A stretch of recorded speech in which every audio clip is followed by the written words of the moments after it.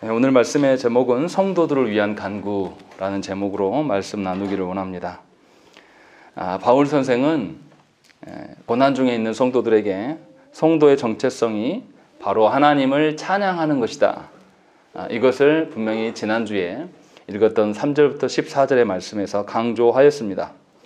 왜냐하면 하나님께서 우리를 부르신 것이 어떤 우리 시대, 우리가 살고 있는 이 시대 가운데 부르신 것이 아니라 창조 전부터, 영원에서부터 우리를 예정하셨고 부르기로 예정하신 바대로 또 그렇게 이끌어 오셨고, 그리고 현재 우리가 인생의 어떤 괴로움과 고통들, 이런 것으로 보여지는 것들로 보여지는 가운데서도 실제로는 하나님께서 아무런 장애를 겪지 않으시고 당신의 예정하신 대로 모든 것을 이끌어 가시는 것을 우리가 알게 된다라면 하나님의 그 부르신 목적을 바로 알 수 있다라는 것을 지난주에 말씀드렸습니다.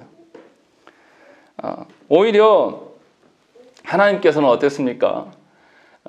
사망으로 말미암아 우리가 사망에 늘 매여 있는데 이 사망을 극복하시는 예수 그리스도를 보여주심으로 말미암아서 인간의 한계를 뛰어넘으시는 하나님, 인간에게는 장애물이 되었던 것이 도리어 하나님께서는 아무것도 아닌, 그래서 그것의 증거로 그리스도께서 사람으로 이 땅에 보내셨는데 이 그리스도께서 보내신 것이 사망을 이기시고 하늘 아버지께로 인도함을 받는 그런 구원의 여정을 보이심으로 말미암아 사람 사는 우리 모든 성도들이 이 땅에서만의 어떠한 것이 아니라 하나님 나라의 어떠한 질서대로 이 땅에서 살도록, 이것을 10절에서는 하늘에 있는 것이나 땅에 있는 것이 다 그리스도 안에서 통일되게 동일한 방식으로 살아갈 수 있도록 보여주셨다라는 것이죠. 그렇기 때문에 우리는 하나님을 찬양할 수 있다라는 것입니다.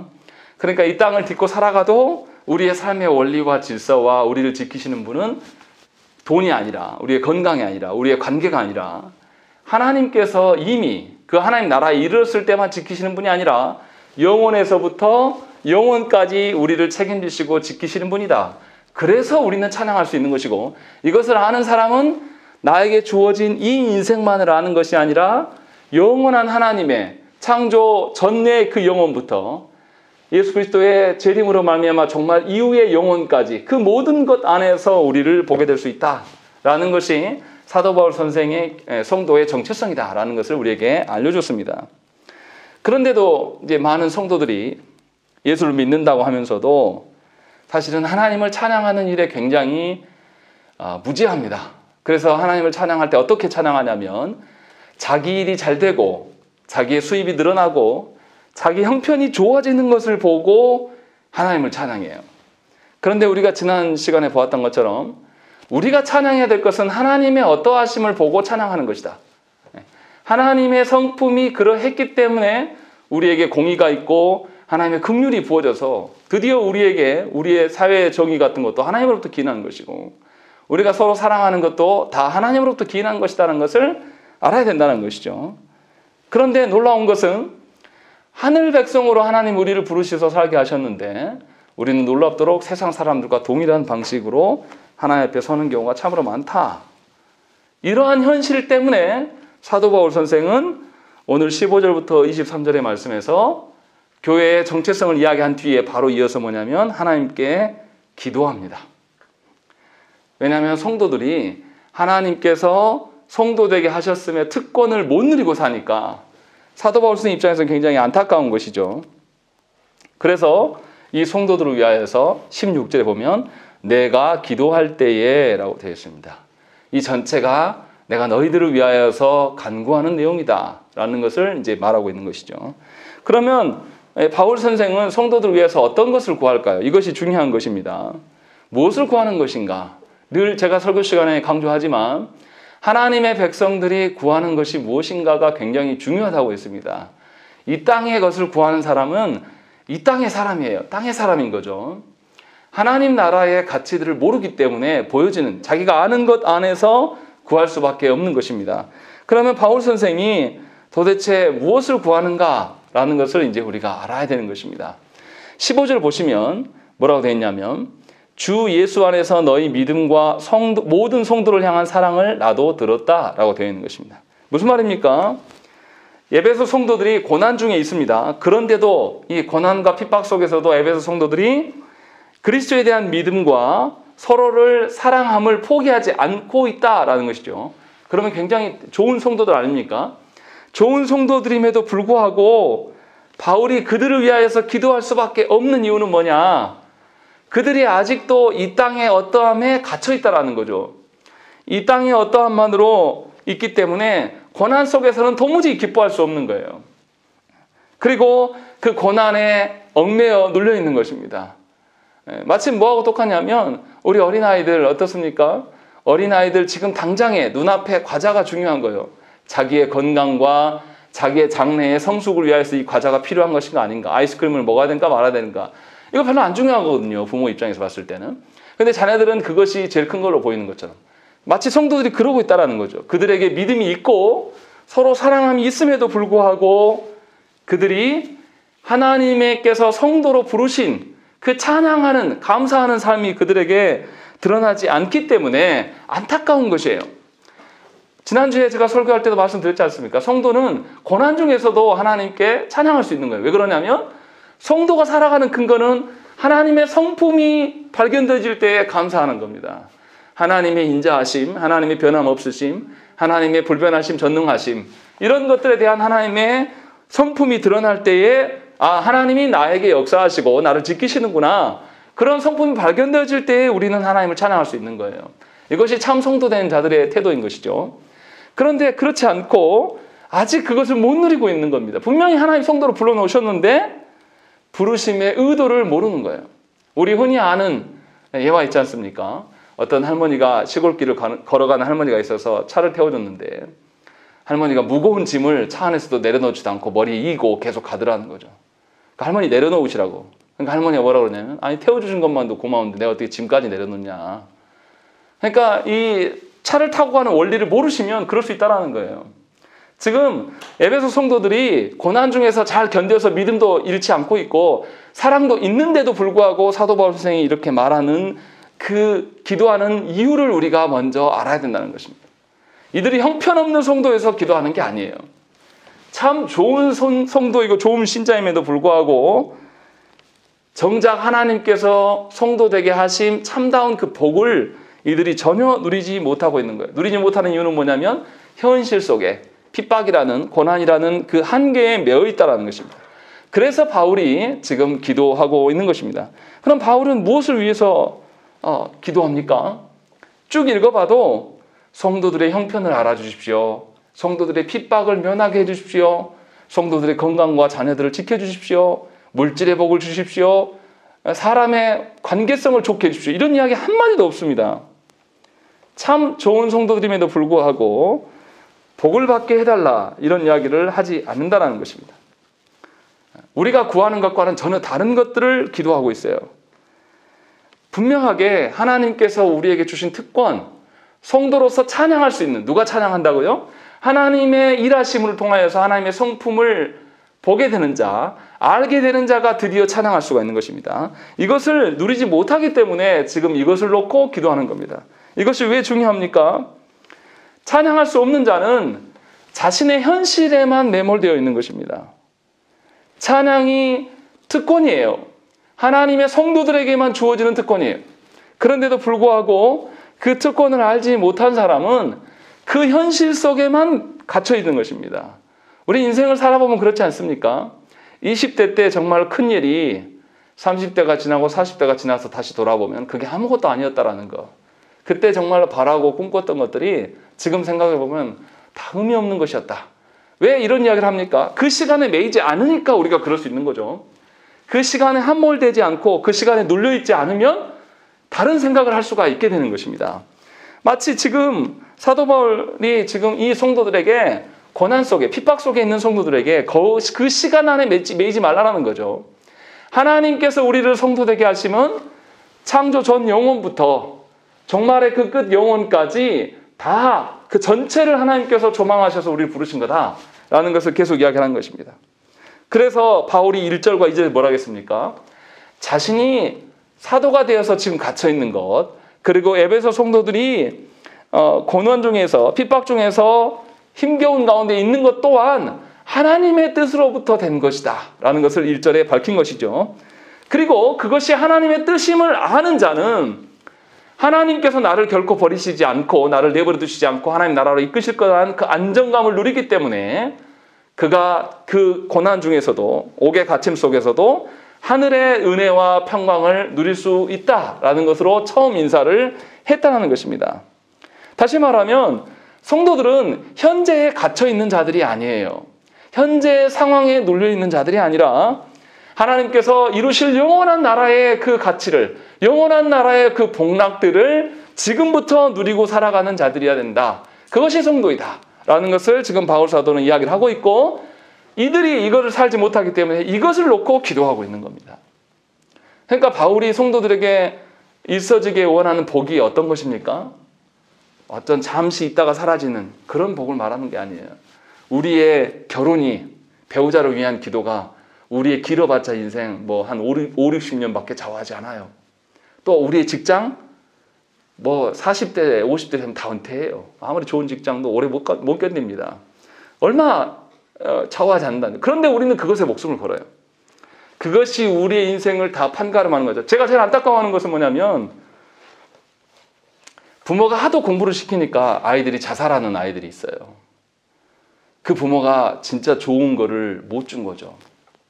인생에서 공부 못해도 살아갈 방도가 있고 거기에 갇힐 필요가 없는데도 불구하고 부모의 헛된 그런 그 허영이 그 자녀를 보지 못하게 하고 그 시간에 갇혀둔 것이죠. 그로 인하여서 스스로 생을 마감해버려요. 그런 아이들이 우리 시대에 많이 나타나요. 왜 그렇습니까?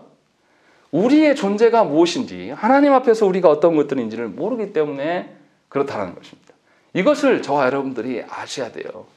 내가 예수 믿으면서도 하나님 나라를 소망하지 못하고 있고, 내가 영원한 것을, 하나님 분명히 영원해서 나를 부르셨는데 그 영원한 것을 우리가 알지 못한다는 것은 하나님을 모르는 것과 똑같은 것입니다. 하나님은 시간에 갇혀 계신 분이 아니에요. 영원 속에서 우리를 영원으로 부르신 거죠. 그래서 우리가 하나님의 부르심의 참된 의미를 알 필요가 있고, 이를 위하여서 바울은 기도하고 있는 것입니다. 그러니까 바울이 성도들을 얼마나 사랑합니까? 잠시 잠깐 위기를 넘기고 잠시 잠깐 위기를 모면하는 것이 성도의 복이 아니라는 것입니다.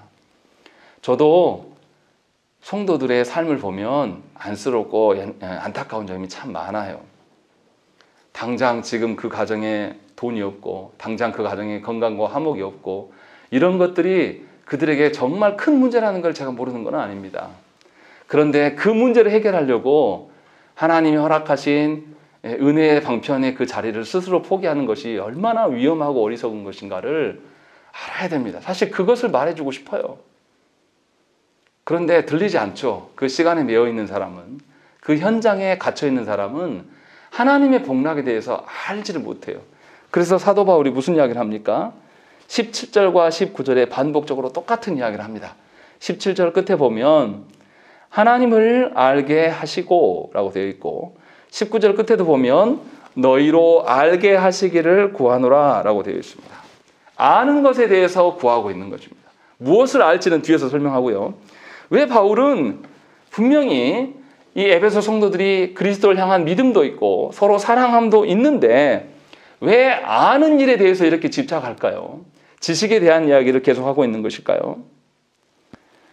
하나님의 은혜는 우리 방식대로가 아니에요. 하나님께서 내가 거룩하니 너희도 거룩해라 라고 이야기하신 거예요. 다시 이 말은 뭡니까? 거룩이라는 것은 세상과 구별됨이에요. 하나님의 은혜를 누리려면 세상에서 말하는 방식의 은혜가 아니란 말이에요. 한국교회에서 제가 너무나 안타깝고 참혹하게 생각하는 것, 비참하게 생각하는 건 뭐냐면 하나님의 은혜를 돈을 채워주고 사업을 잘 되게 하고 자식을 잘 되게 하는 이런 것으로 생각하는 분들이 너무나 많다는 것이죠. 심지어 목회자들도 그것이 하나님의 복이라고 말하는 그런 더러운 거짓 설교자들이 있다는 것이죠. 이것이 한국교회의 타락상입니다. 우리의 실체예요. 그런데 분명하게 하나님의 은혜는 거룩 가운데서 누리는 것이, 거룩해야지만 자라가고 거룩해져서 자라가는 자가 드디어 하나님이 누구인가라는 것을 알게 되는 것입니다. 그래서 하나님이 누구이시며 하나님께서 우리를 위하여서 어떤 일을 하시고 또 우리를 어떤 그 목적지를 향해서 끌고 가시는가를 알게 되어야지 하나님의 거룩에 함께 참여할 수가 있는 것입니다. 다시 말하면 지식, 하나님을 아는 지식과 거룩은 뗄 수가 없는 것입니다. 또 하나님을 아는 지식과 은혜는 같이 가는 거예요. 하나님을 아는 지식과 하나님을 향한 신앙함도 똑같은 겁니다. 같이 가는 거예요. 별개로 노는 게 아니란 말이에요. 하나님의 다스리심에 대해서 이해하는 사람이 이해하는 것이 없는데 어떻게 하나님의 이끄심을 따라갈 수 있겠습니까? 하나님에 대해서 아는 바가 없는데 그 현장 속에서 하나님이 우리를 지키시고 돌보심을 어떻게 알겠어요? 모르니까 괴롭기만 한 거죠. 지금 당장의 문제에만 눌려가지고 그 당장의 문제가 가장 큰 걸로 생각되는 거예요. 나를 알아주고 내 편에 서서 나를 이해해주고 내가 원하는 방식으로 서는 것이 하나님의 은혜라고 생각하는 사람들은 하나님의 은혜를 전혀 모르는 겁니다. 하나님이 우리를 사랑하심은 하나님의 거룩으로 사랑하심이에요. 우리 방식이 아니란 말이죠. 그래서 어떻습니까? 자녀들 중에 어떤 자녀들이 바르게 됩니까? 부모가 이 자녀를 혼내고 또 훈계하고 경책할 때에 부모님이 나를 사랑해서 나의 부족한 점, 나의 바르지 못한 점을 바르게 해주시려고 하는구나 라는 것을 아는, 그 부모의 마음을 아는 아들은, 그 자녀는 부모의 경책을 바르게 듣습니다. 부모에게 죽게 맞아도 맞고 나서 부모의 품으로 달려들 수 있어요. 마치 그것과 같이 하나님의 그 선하심, 하나님이 누구신가, 하나님에 대한 지식을 모르고 신앙생활을 하는 것은 아무것도 모르는 겁니다, 사실은. 놀라운 것은 저국교회 많은 성도들이 하나님을 아는 일에 대해서 아주 게을러요. 별로 몰라도 된다고 생각을 합니다. 심지어 어떤 분들은 복음이 아주 간단한 거라고 그래요. 본인이 믿으면 된대요. 그렇게 되면 예수 못 믿을 사람 어디 있습니까? 제가 안타깝게 여기는 것은 이것을 설교자들이 말한다는 거예요. 우리 현실이. 복음은 단순한 거래요. 하나님이 주시는 복이 그렇게 단순한 겁니까? 그렇게 쉬운 거예요? 하나님을 아는 일이 사람의 능력과 힘으로 되는 겁니까? 아니라고요. 그래서 사도 바울 선생도 지금 알게 하시기를 원한다, 알게 하시기를 원한다라고 하면서 계속 반복해서 기도하고 있는 거예요. 우리의 능력으로 안 되니까 하나님의 도우심을 구하면서 아는 것에 대해서. 왜 그렇습니까? 성도의 신앙은 사람의 한계를 초월하는 거예요. 사람의 한계를 초월하는 것을 왜 사람 중에서 찾습니까? 왜 하나님의 은혜를 우리가 알고 있는 어떤 것으로 우리의 꿈이 이루어지고 우리의 욕망이 이루어지는 것으로 하나님의 은혜라고 말합니까? 이것은 거짓이에요. 우리를 초월한 것이 신앙이란 말이죠. 예수 그리스도께서 사망에 갇혀있고 사망의 노예가 되어있던 우리들에게 부활하심으로 말미암아서 무엇을 보여주셨습니까? 사망을 이기는 자의 능력을 우리에게 보여주신 거죠.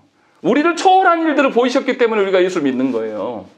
그렇기 때문에 우리는 우리의 어떠한 것으로 나가는 것이 아니라 하나님의 어떠하심, 하나님을 아는 일에 열심을 해야 되는 게 너무나 당연한 것입니다. 그러니까 바른 신앙을 갖는 것은 내 뜻대로가 아니라 하나님의 뜻대로 되는 거예요. 하나님의 뜻을 알아야 될 거 아닙니까? 하나님이 무엇을 기뻐하고 하나님의 성품이 어떠한 것인가를 알아야 된다는 것이죠. 그래야지만 자신의 삶에서 하나님이 주인 되심을 다 인정해 드리는 거예요.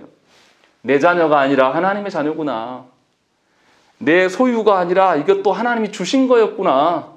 내 인생의 삶도 내 것이 아닐까 원래 하나님 거였구나 라는 것을 인정하는 사람이 가정에 돌아가서도 자기가 주인 노릇하지 않아요.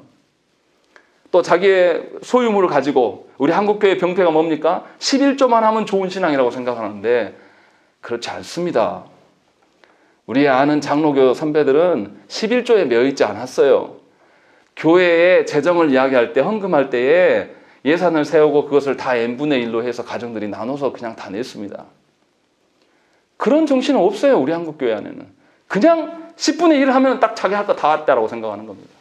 교회가 차고 넘치는 것인지, 교회가 어떠한 부족이 있는 것인지 아무 관심도 없어요. 그냥 그거에 딱 매여가지고 그냥 살아가는 거죠. 이것은 하나님 나라의 관점에서 하나님 나라에서 교회를 이렇게 보지 않는 거예요. 자신의 아주 짧은 소견과 판단으로 모든 것을 판단해버리는 것입니다. 그거에 속으시면 안 돼요. 11조가 필요 없다는 말이 아닙니다. 하나님 앞에서 우리의 참된 모습이 무엇인지를 알아야 된다는 것이죠. 그래서 분명하게 바른 신앙, 바른 믿음은 반드시 지식을 필요로 합니다. 세상 지식을 말하는 게 아니라 하나님을 아는 지식이에요.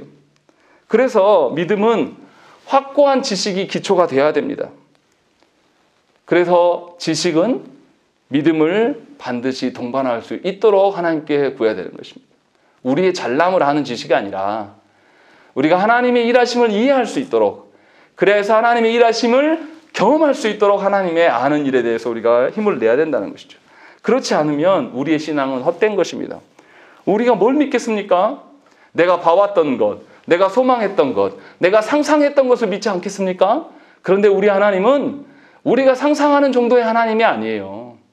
우리가 살아왔던 방식의 그런 하나님이 아니란 말이에요. 한국교회가 언제 타락했습니까? 70년대, 80년대, 90년대, 2000년대 계속 타락의 길을 걸었어요. 한국교회가. 그 타락의 시대를 우리는 살아온 사람들이란 말이에요. 그러니 우리가 봤던 교회가 건강한 교회입니까? 아니란 말이에요. 우리가 본 교회가 얼마나 엉터리고 형편없는 교회인지를 알아야 한단 말이에요.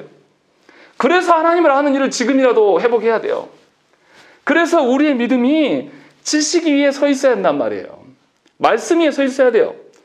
내가 본 교회의 어떠함을 가지고 그거 말해봤자 우리가 타락한 교회에 본 것을 가지고 끄집어와서 이야기하는 것밖에 안 됩니다. 그래서 저도 제가 아는 선에서 교회를 말하지 않아요. 성경에서 말하는 교회가 무엇이고, 이 성경에서 말하는 교회를 역사적으로 하나님께 회개하였던 우리의 종교개혁의 후예들이 어떻게 교회를 세웠는가, 그 역사 기록까지 살피면서 설교하는 거예요. 성경에서 말하는 것이 진짜 구현이 됐냐 안 됐냐 봐야 될 거 아닙니까? 거기 토대를 보면 우리랑 너무 다른 신앙생활을 살고 있는 거예요. 그런 것들을 우리가 소망해야 되는 것입니다.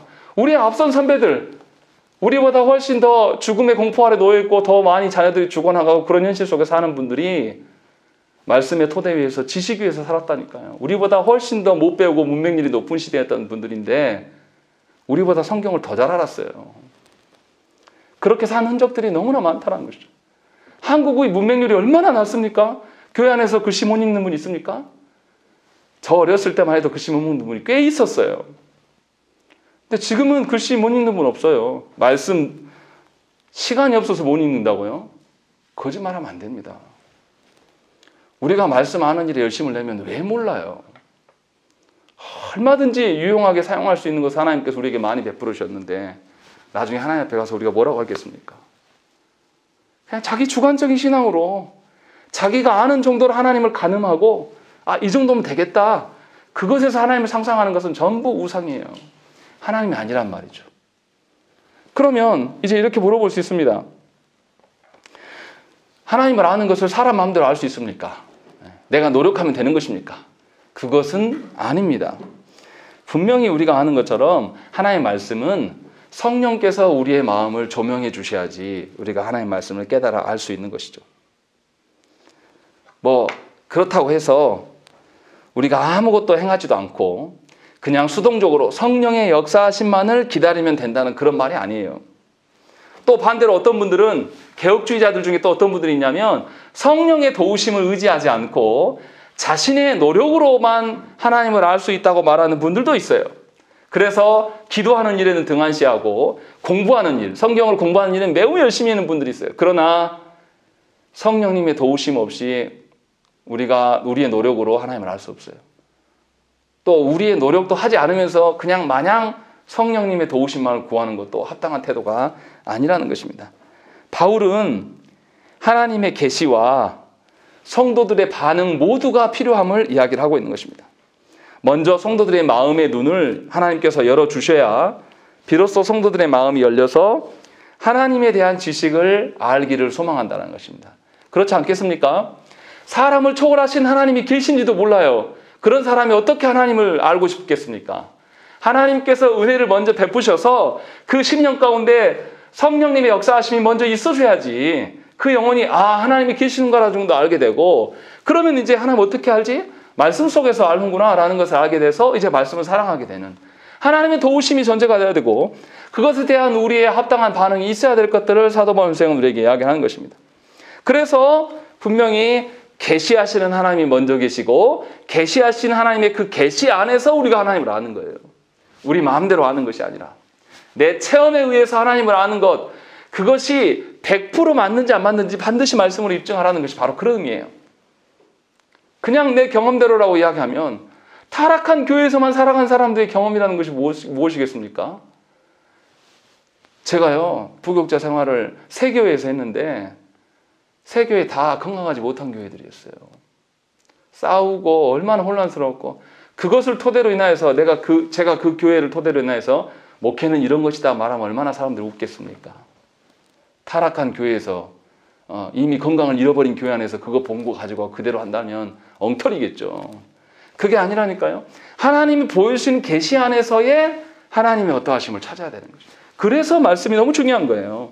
하나님이 성령께서 우리 가운데 역사하시지 않으면 우리는 행할 수가 없고, 또 성령께서 역사하셨다라면 마땅히 우리가 해야 될 일 안에서 우리가 열심을 내면서 하나님께 나아가야 되는 거예요. 아무것도 행하지 않으면서 성경을 읽지도 않으면서 그냥 가만히 있는데 하나님이 몇 장 몇 절을 생각나게 하셔서 그걸 본다? 얼마나 안 읽으면 그렇게 하시겠습니까? 부끄러운 줄 알아야죠. 그것을 마치 본인의 신령한 것처럼 말하는 이들이 한국교회에 많아서 제가 애통이 터지는 거예요. 말씀 한 구절 딱 떼와가지고 그 말이 저주의 말인지도 모르면서 이거를 내가 꿈에서 들은 말이다? 그 의미도 모르면서 해석할 줄도 모르면서 그거 가지고 붙들고 살아가는 거예요.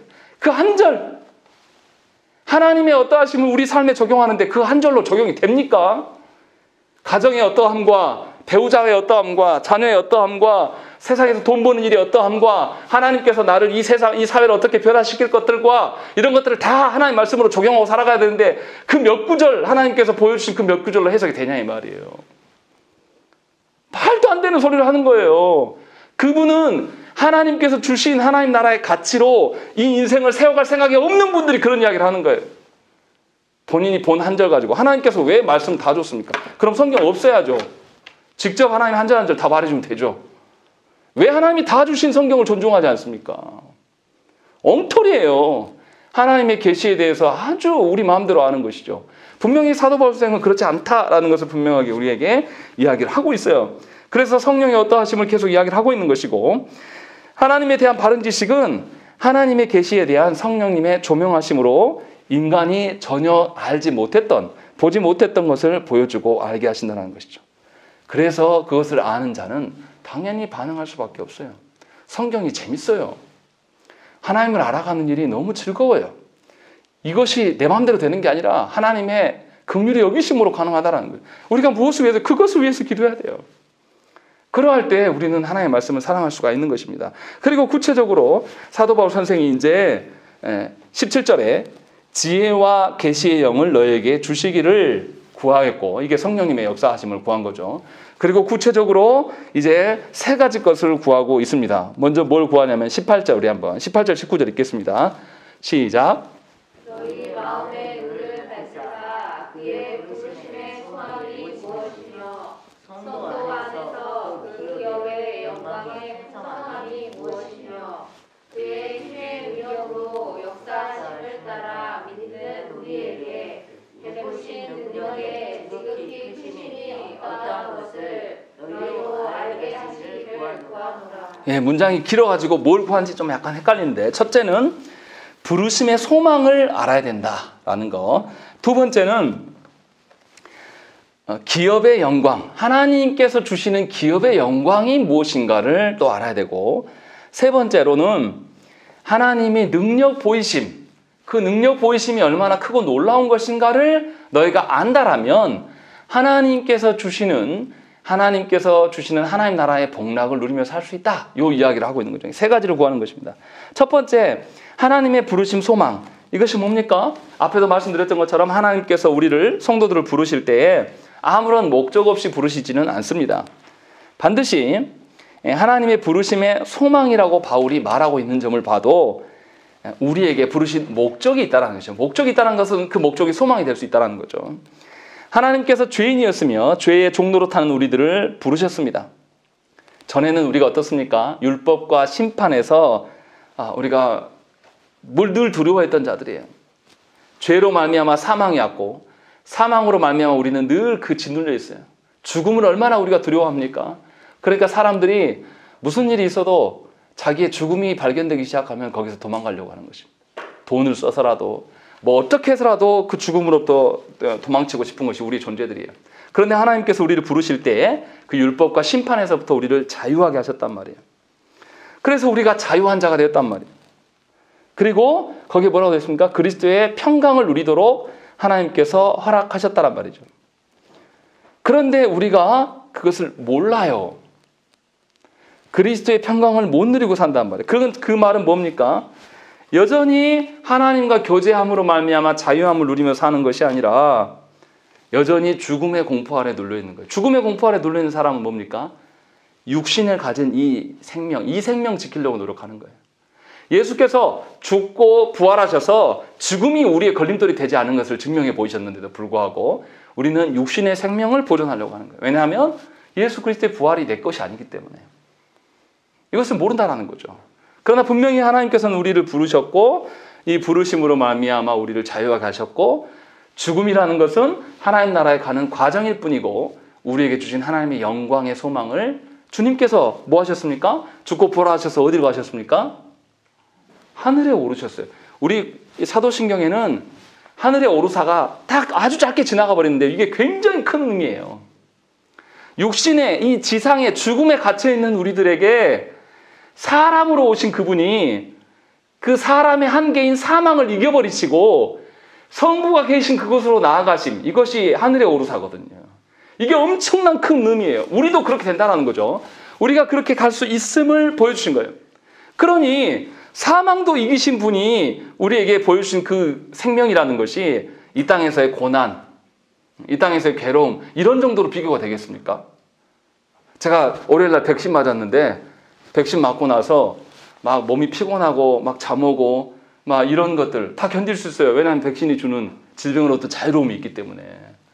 그것과 똑같다라는 거죠. 하나님께서 주실 그 영원한 나라, 그것에 대한 그 죽음을 능가하신 예수 그리스도의 일하심이 있기 때문에 우리가 하나님이 부르신 그 영광의 소망을 바라볼 수 있는 거예요. 그래서 신앙을 아는 사람들은 어떻습니까? 하나님 나라를 소망하며 사는 거예요. 이 땅에 매여 있는 게 아니라는 거죠. 그것이 부르심의 소망이다라는 것이고, 두 번째는 하나님의 기업의 영광이다라고 이야기하는 것입니다. 무슨 기업의 영광입니까? 하나님의 기업을 우리에게 주신다는 거죠. 우리가 자격 있는 자들입니까? 아니에요. 그런데도 불구하고 하나님 나라의 기업을 우리에게 있게 해주겠다는 거죠. 근데 하나님 나라는 언제 도래합니까? 예수 그리스도 재림하실 때에 완성될 것이에요.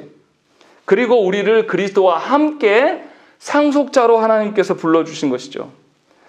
그래서 우리는 상속자다워야 되는 거예요. 당연히 거룩해야 되고 그리스도의 성품을 닮아가는 자가 돼야 되는 거예요. 그리스도께서 아버지의 뜻을 이루기 위하여서 하나님이심에도 불구하고 사람이 되셨고, 하나님이심에도 불구하고 사람이 겪어야 될 그 고통들을 당하시고, 하나님이심에도 불구하고 죽음에 복종하게 들어가야 되고 율법에도 순종하셨단 말이에요.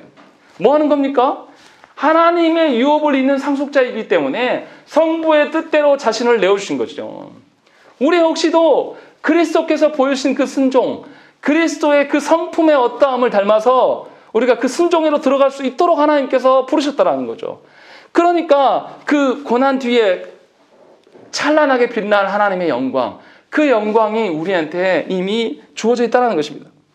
그래서 성도들은 이 땅에 살고 있는데도 어떻습니까? 천국을 뭐예요? 침노하는 자의 것이다, 이렇게 말할 수 있는 거예요. 우리가 감히 하나님 나라를 넘볼 수 있는 그런 자가 아니에요. 그런데 예수 그리스도로 말미암아 우리에게 주신 것이 뭐냐면 하나님 나라를 넘보게 해주셨단 말이에요. 우리는 하나님 나라를 아주 쉬운 것으로 생각해요. 아무나 가는 곳, 그냥 막 아무나 가서 막 해도 더럽혀도 되는 것으로 생각하는데 그렇지 않다라는 거예요. 형편없고 자격 없는 우리들을 예수 그리스도로 말미암아 감히 전에는 알지도 못했던 그 하나님의 나라에 기업 있는 자로, 상속자로 부르셨어요. 그러면 우리가 어떻게 해야 됩니까? 하나님 나라를 귀하고 소중한 것을 알았던 사람이면 감격하는 게 너무 당연한 거 아닙니까? 그것에 대해서 지금부터 준비해야 되겠구나. 나한테, 나 같은 것에게 그것을 주시다니. 제가 지난주에 백신 이야기 또 죄송합니다. 백신이 있다고 해서 얼른 전화를 했어요.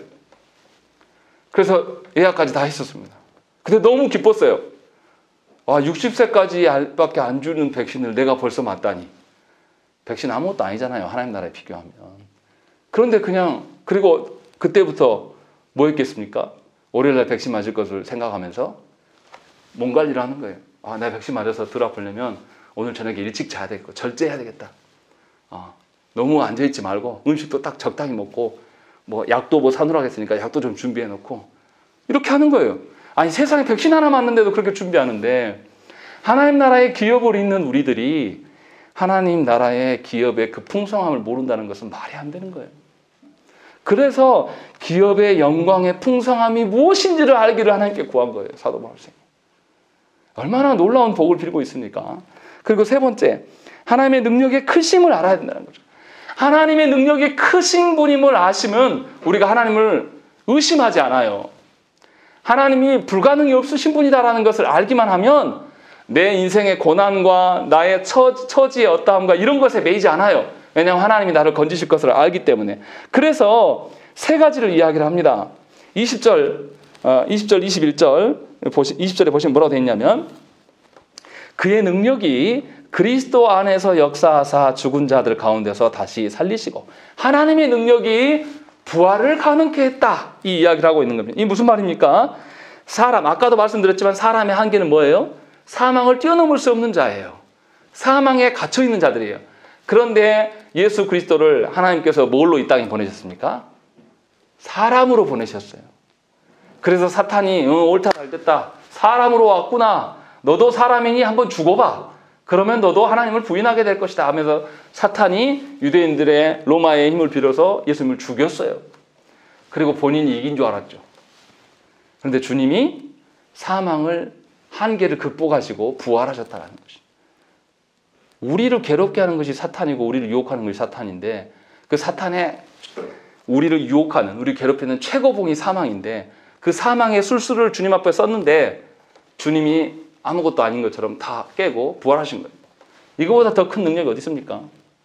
우리 중에 사망을 능가하는 사람이 있습니까? 우리가 최첨단 시대를 달린다고 어쩐다고 우리가 막 자랑을 하지만 장기 하나도 우리는 만들어내지 못해요. 우리 장기 안에, 제가 지난주에 좀 아프니까 저한테 그러시더라고요. 팔다리 잘라줘도 살아도 장기 하나만 잘못되면 죽는다고 살아. 그런데 그 장기 하나도 우리는 못 만들어요. 이 인류가 난리를 피우고 해도. 그래서 다른 사람 거 사잖아요. 그런 존재밖에 안 돼요. 그런 존재밖에 안 된 자들에게 주님이 죽음을 이기시고 부활하셨다라고 이야기를 해도 우리가 감각이 없는 겁니다. 하나님의 능력이 얼마나 큰지를 분명히 보여주시는데도 감각이 없다는 거. 그 이야기를 하는 것이고 또 아까 20절부터 22절에 뭐라고 했냐면 하늘에서 자기의 오른편에 앉으사 모든 통치와 권세와 능력과 주권과 이 세상뿐 아니라 오는 세상에 일컫는 모든 이름 위에 뛰어나게 하시고 또 만물을 그의 발 아래 복종하게 하셨다. 예수 그리스도께서 승천하셔서 주님의 보좌, 하나님의 보좌 우편에 앉으심의 의미가 바로 이런 거다라고 이야기를 하는 것입니다. 무슨 말입니까? 예수께서 그냥 부활만 하시고 끝나는 것이 아니라 보이는 세계와 보이지 않는 영적인 세계 모든 것까지도 다 주관하시는 분이에요. 다 다스리시고 통치하시는 분이라는 거죠.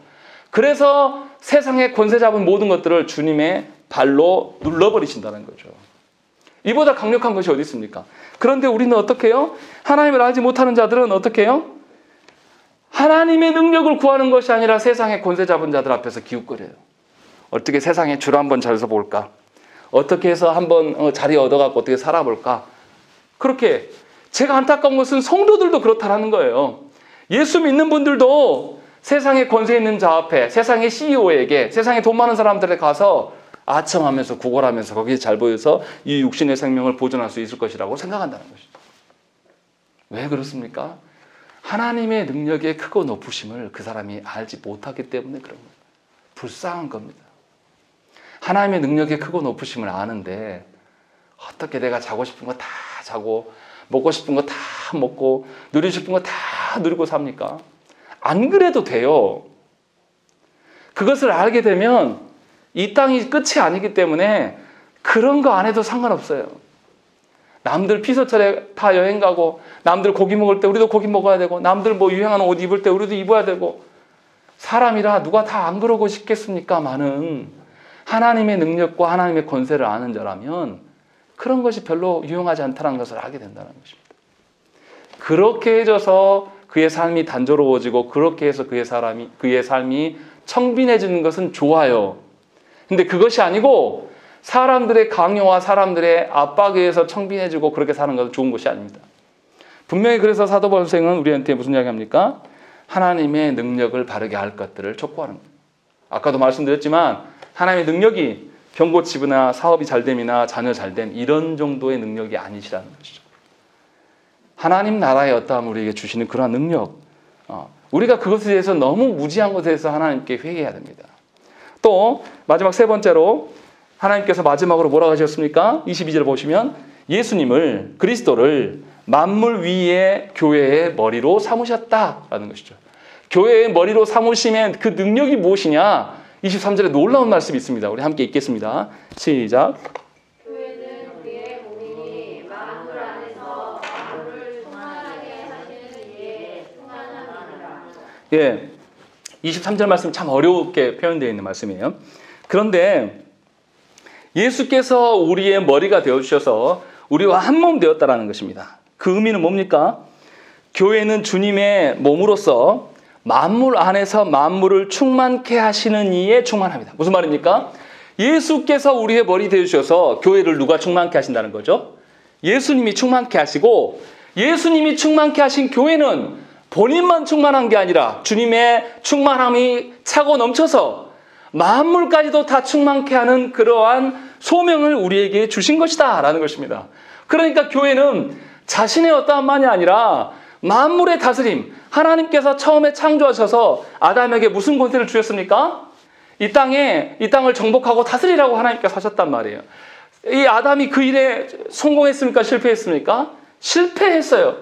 주님이 다시금 실패한 우리들을 건지셔서 아담에게 주시는 명령이 아니라 그리스도께서 그 실패의 모든 것을 해결하시고 우리를 충만케 하심으로 다시금 그 일들을 행할 수 있도록 교회에게 권세를 주셨다는 것이에요.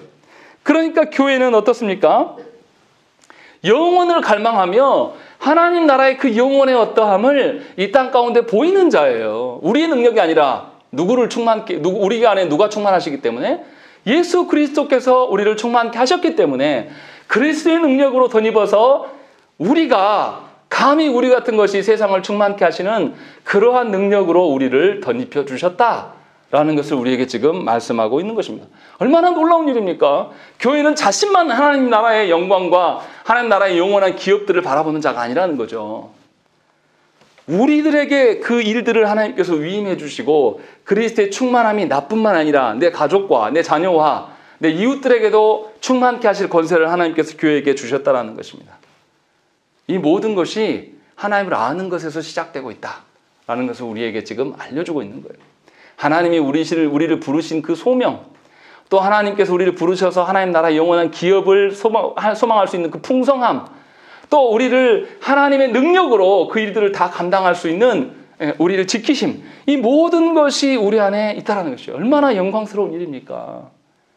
이것을 알고 이것에 대해서 점점 더 밝아지고 이것에 대해서 우리의 두뇌가 열리기 시작하면 우리의 정서가 어떻게 하겠습니까? 세상에 어떠한 것에 흔들리지 않는 정서가 되는 거죠. 그것을 위해서 바울이 기도하고 있는 거예요. 그것을 위하여서 지금 우리가 기도하기를 하나님께서 우리에게 명령하고 계신 것입니까? 얼마나 복된 일입니까? 교회는, 성도들은 반드시 계시던 말씀을 성령님을 의존함으로 말미암아서 바르게 이해해야 합니다. 그리고 하나님의 의중을 잘 알아서 우리의 신앙이 자라가야 돼요. 거짓된 세상에 유혹당하고 거짓된 세상에 속아 넘어가는 그 어리석은 존재들이 아니라는 것입니다. 하나님께서 교회된 자를 부르셔서 이미 하나님 나라의 어떠함을 우리에게 부어주셨고 하나님 나라의 그 가치와 질서들을 우리의 삶에 반영하도록 하나님께서 명령하시고 우리의 삶이 그리스도의 충만함으로 충만케 하실 것들을 약속하셨어요. 그것을 소망하자는 거죠. 그렇지 아니하면 우리는 하나님 앞에 서게 될 날 하나님께서 우리를 보고 모르신다 하실 수도 있어요. 우리가 정말로 이 사도 바울이 구하는 성도에 합당한 기도의 내용에 대해서 우리 자신을 놓고 하나님께 구하셔야 됩니다. 정말로 내가 하나님의 부르심에 응하는 자인가? 정말로 내가 하나님의 그 주시는 유업을 놓고 그 영광의 풍성함을 소망하고 알기를 원하는 자인가? 또 하나님의 능력에 대해서 내가 의심하고 있는 것은 아닌가? 이것을 놓고 하나님께 구하셔야 되는 것입니다.